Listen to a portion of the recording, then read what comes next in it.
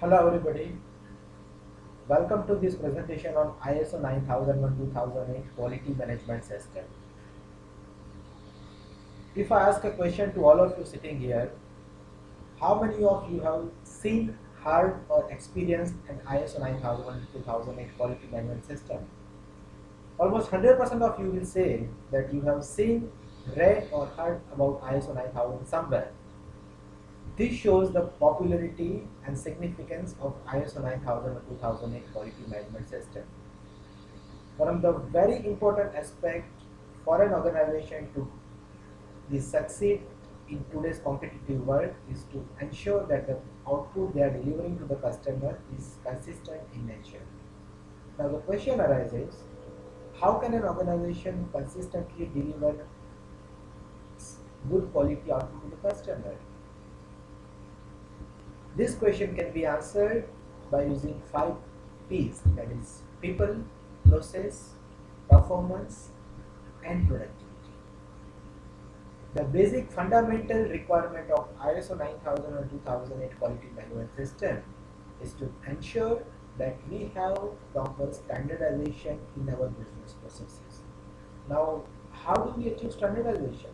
In order to achieve standardization, it is very important that as an organization, we develop standard operating procedures, work methodologies, standard operating mechanisms, guidelines for executing different activities.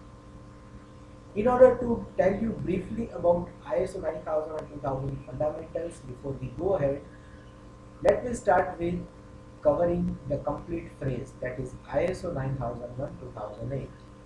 This is called as QMS, Quality Management System. This is an international standard for bringing in or implementation of quality management system in the organization. Now for the ease of understanding, what I will do is I will break this phrase in 3 parts. First I'll tell you what is ISO, then I'll tell you what is 9001, then I'll tell you what is 2008. Starting with ISO. If I ask a question to you, what is the full form of ISO? My output. The answer is, if you want to achieve consistency in your output, you need to standardize. Now, how do I achieve standardization?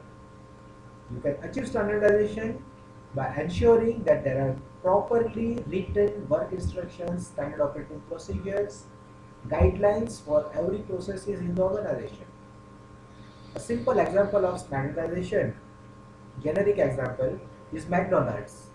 You go to McDonald's anywhere in the world, be it in USA, UK, Australia, France, India, Dubai, any place in the world, you go to McDonald's, as a customer, you get the same kind of feel.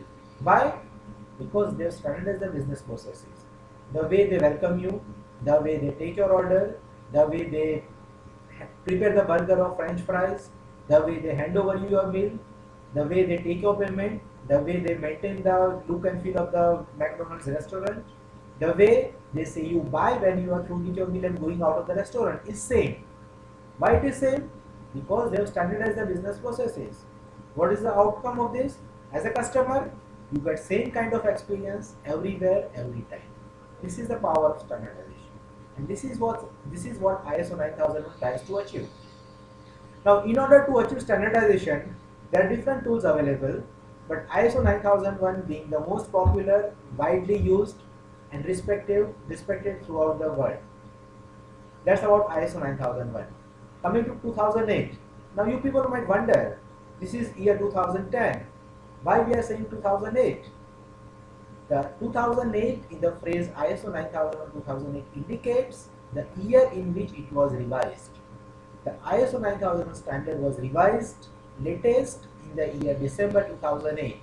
This is the reason we put ISO 9001 2008 series of standard. That's about ISO 9001 2008. Now, the entire standard is based on a PDCA approach, that is plan, do, check and act. That means first you need to plan your business processes.